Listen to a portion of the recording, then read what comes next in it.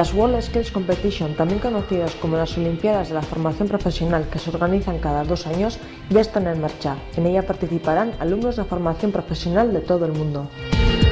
Entre ellos estará Larraitz Uranga, alumna del Instituto de Máquina y Herramienta del Goibar, compitiendo en la especialidad de CNC Fresa, tras haber ganado la competición a nivel regional en las Eusko Skills, al igual que a nivel estatal en las Spain Skills.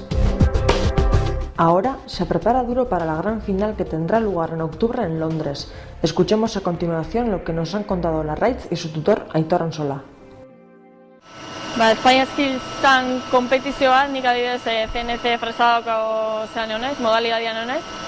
Eta azkenian horrin deuna zen, ematea izue pieza bat ordenadoran, 3 dimentsiotan.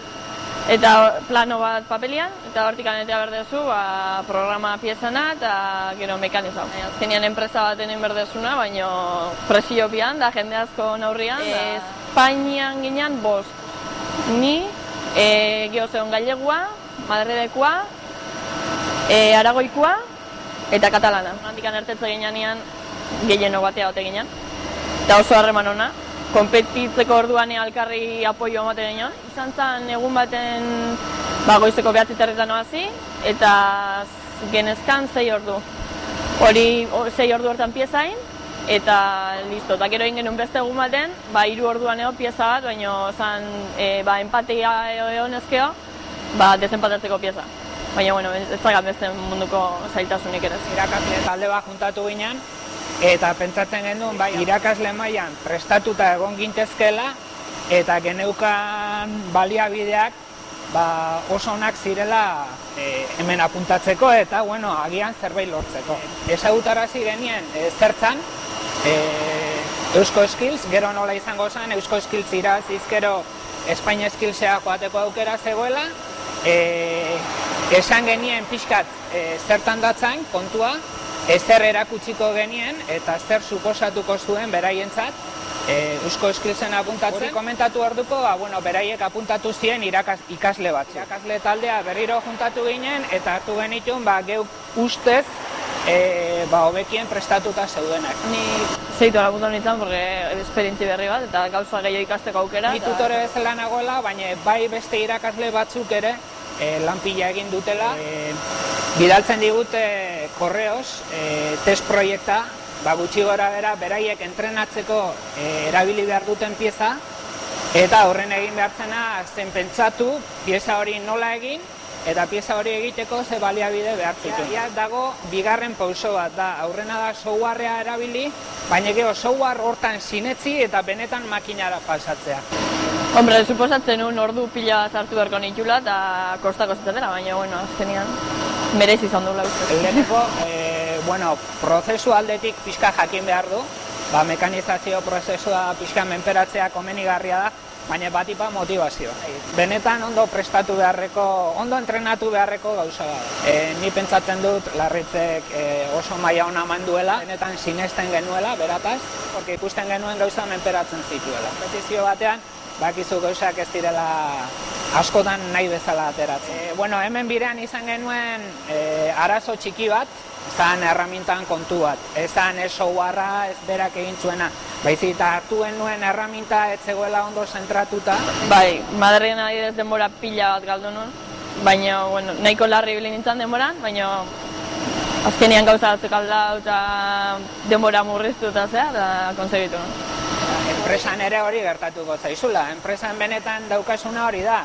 Zuri ematen dizue plano bat, eta esaten dizue, hor dituzu baliabideak eta egin behar dezu, zailtasunak zailtasun. Eta, berak demostratu du zailtasun horiei aurre egiten diala. Oso guztua. Egia zen, espero nun podiunea igotzia, baina nun pentsatzen lehena izango nintzen inga. Oain mundialeako preparatzeko gogoak. Eman ziguen aurrezko mina eta diploma bat. Beka bat, inglesa ikastea joteko hilabeteako, Inglaterra, Augusto osoako. Enekin zehonikan premio hori eta enun espero. Eman digue diploma bat, hori Euskadiko lehena izan nintzala bezala. Zan bide Londresen inberko jutela 3 pieza, demora gutxi jokin, zailtasun gehiokin.